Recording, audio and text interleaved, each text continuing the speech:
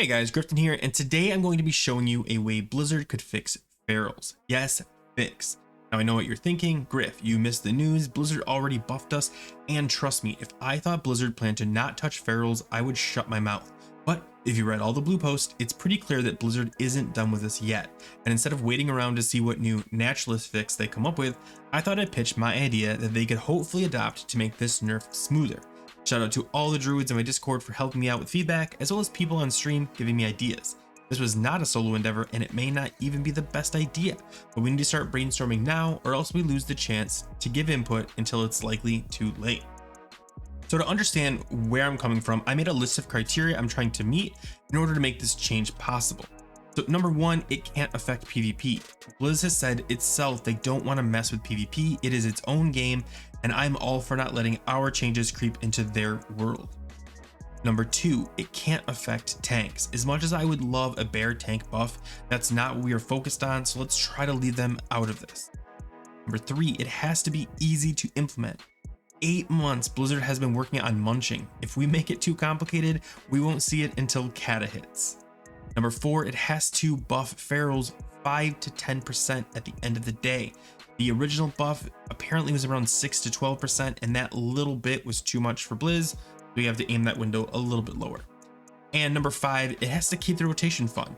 I know a lot of people wish they'd bring back bear weaving and gift weaving. However, for many people, the bear weaving and all that other stuff just wasn't fun.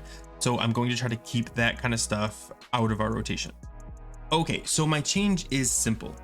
Glyphs. Yep, the old paladin standby, just make a new glyph. So here it is, the glyph of feral fire. I know the name is badass, thank you. It does exactly what the buff originally did, so you might be asking, what's the point, right? Well, in order to use this glyph, you have to remove one of your other glyphs, and ferals are kind of hard set on these 3 glyphs right here.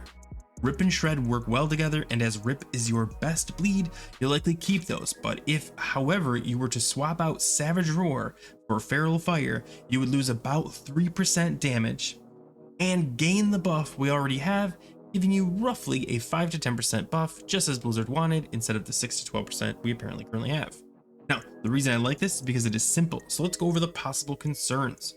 First, does it affect PvP? No, because the Feral Fairy Fire buff only works on non-player characters, so they'll likely stick with the Savage Roar glyph anyway.